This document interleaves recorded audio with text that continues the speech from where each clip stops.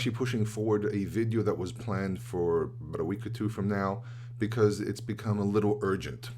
And as you can see, the title is Pagan Obsession. And the reason I called it Pagan Obsession is because there is a pagan obsession going on everywhere. Now, it's not in my personal circles, but really more things that I see online. And as anyone who actually knows me, I'm connected to a lot of different people, and I see a lot of different things, and I get to see news feed from a lot of different places and people posting different articles and so on. Now, first of all, I have to say something. This is not directed at anyone. Literally, it's not directed at any specific group or anyone that says anything specific, though I will mention certain practices that might actually trigger thoughts that I'm referring to anyone specific. But you have to remember that a lot of teachings out there are cut and paste, which means there are people who come up with a certain idea, someone throws it out, someone else develops it, and then someone might go ahead and actually turn it into like a video or something like that. So there really is no specific attention to any specific person or group, and please do not be offended by what I'm about to say here.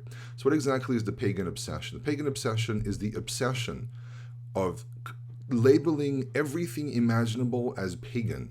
If it's a Star of David, if it's round cakes for birthdays, if it is wearing specific items of clothing, cutting your hair in a specific way, writing letters in a specific way.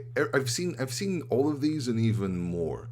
And it's basically endless. People are obsessed with trying to label things as pagan without taking into consideration that in a world where symbols can travel from one group to the other, a group can actually give it a form that represents more the world that they come from. And because I do a lot of Hebrew, I actually want to start with that. So first of all, Hebrew is a language that, unlike what a lot of people think, was a language spoken by a lot of different groups. There were Moabites who spoke a dialect that was very similar to Hebrew. There were different Canaanite groups, like the Phoenicians, that spoke dialects which were very similar to Hebrew. And sometimes people argue that were almost like completely identical. And really, from the material evidence that we have, like the Misha Stela and letters, and Phoenician letters and Phoenician inscriptions and Canaanite inscriptions, it actually becomes a little difficult sometimes to differentiate with them from one another. So people think, oh, Hebrew is this unique language only to Israelites, and therefore, it's some kind of holy language. Now, that's an idea, by the way, that was developed around the beginning of the Second Temple by the Holy Seed movement, which developed into a whole bunch of different things that happened in the Second Temple, which are basically the first occurrences of the pagan obsession that we have. During the Second Temple, and this, by the way, sipped into latter writings, this sipped into the New Testament, this sipped into Jewish writings as well, people were going ahead marking others as being obsessed by the devil or something like that. So it's not something new. However, what's very, very interesting is the fact that, you see Hebrew and you see it used by other nations, and they probably prayed to their gods in these languages, which actually we know is a fact because I actually have inscriptions. I can see inscriptions I can read that contain prayers in a language which is very similar to Hebrew. So am I going to label Hebrew as pagan? The answer is most definitely no. Here's another example. Ever heard of the letter Hey? I've been thinking about putting this up for quite a long time. You know the letter Hey? You know the Paleo-Hebrew representation of the Hey, of a man standing like this? Okay? A lot of people say this is a man praying. I have a bit of a surprise for you. Okay, so this is a book called Reading Egyptian Art. And on page 39, there is a deity called Hey. And the deity was responsible for a whole bunch of stuff. And you can there are different representations of the god Hey. You have him standing like this. So, by the way, it doesn't represent someone praying or praising or anything like that. It actually represents just a person holding two staffs, two symbols of power in his hand.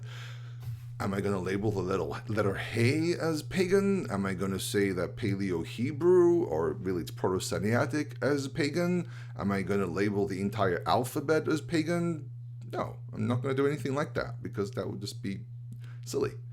And it doesn't end. Round cakes. I remember a friend of mine contacted me and said that they went to a birthday and they served a birthday cake, which happens to be round. And there was a whole bunch of people that refused to eat the cake because it was round. Why?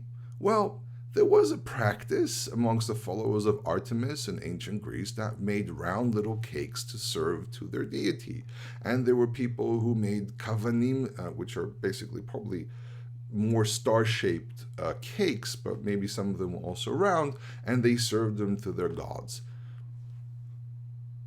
Maybe that's the reason some people object to the Star of David, maybe not. Now, I know as a fact, for example, the Star of David is a relatively new symbol. A symbol, as far as I know, actually was pushed upon Jews in different countries, but we're not too sure exactly when it began. However, what we actually see here, and there are multiple examples, you can take stories in the Torah, for example, people in the comparative system of biblical studies, you actually hear people claiming the stories in the Tanakh, like for example, the saving of Moses is really the story of Sargon the First who was saved. Now there are massive differences, and if you want to hear some of these differences, you can actually go to my videos about the story of Noah, about the story of Shemot, about Moses, and I talk about those things. And the thing is that really it's endless, because this is a world that people shared material, people shared opinions, people shared ideas, and there were mechanisms that people used to represent things. I think that the main point is, and when I was really asked directly about this, I said, I think the real point is the issue of intent. Now, I know intent is a little funny because we just had this whole thing with Hillary Clinton and she didn't mean and there was no intent. But, at the end of the day, intent is actually very, very important, because there's this classic question: how can we have kruvim or cherubs in the temple? These are statues. And these are also statues of beings that we know that existed in the Levant, in Greater Syria, in Mesopotamia, and so on. The Persians had oxes with heads of human beings and wings, which were protective beings. How can we have that in the temple? Well, the thing is, again, it's an issue of intent. And for example, another example is there's a midrash, a rabbinic midrash that talks about Moses discussing with God about the different elements of the Ten Commandments, where he says, we have the sun, you have the moon, you have the stars and everything, people bow down to them, maybe we should argue not to use them. Which, by the way, anyone who understands midrashim knows that really what it means is that they were discussing something was actually going on in everyday life. People were saying, we can't use the moon, we can't use the sun, we can't use this, we can't use that, we can't use this building, we can't use that building. And buildings are very important as well, by the way. 2 seconds in a moment about that. God responds, people want to make mistakes, but I created the sun, the moon, the stars for human beings to use, and the fact that someone decided that they're a deity is their problem.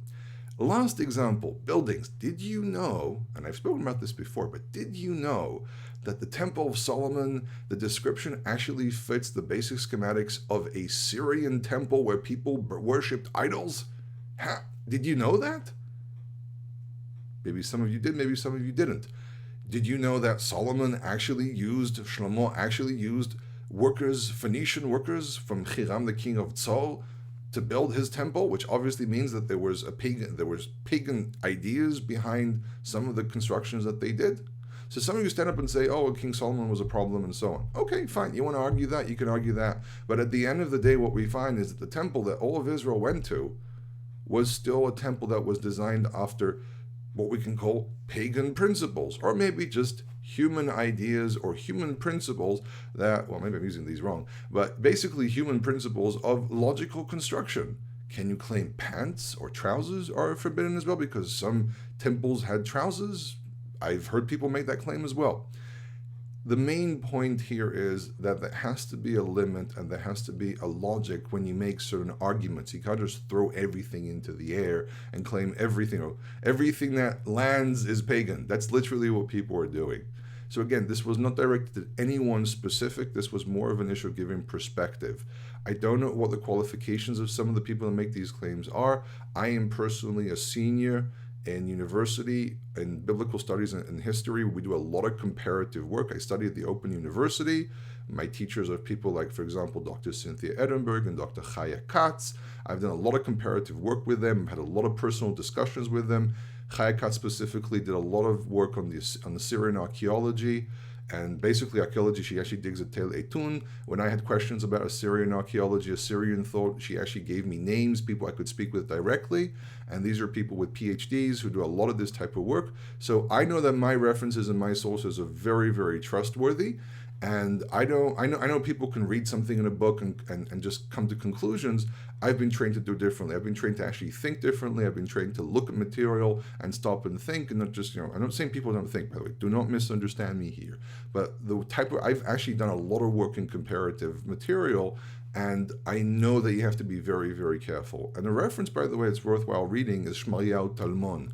Professor Shmayahu Talmon has actually done a lot of work, has written a lot of papers on the subject of comparative. There's, for example, a very interesting paper that he wrote, which appears in a book called Essential Papers on the Bible and the Ancient Years, something like that. I can actually give you a link below to this book or to the article itself. You can find it online.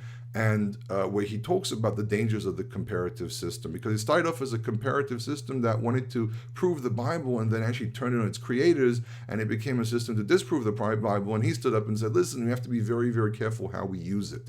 So in any case, I apologize if I offended anyone, but these are things that have to be said because it literally has become an obsession. And there are more examples. I just want to give a few of them so people get the idea.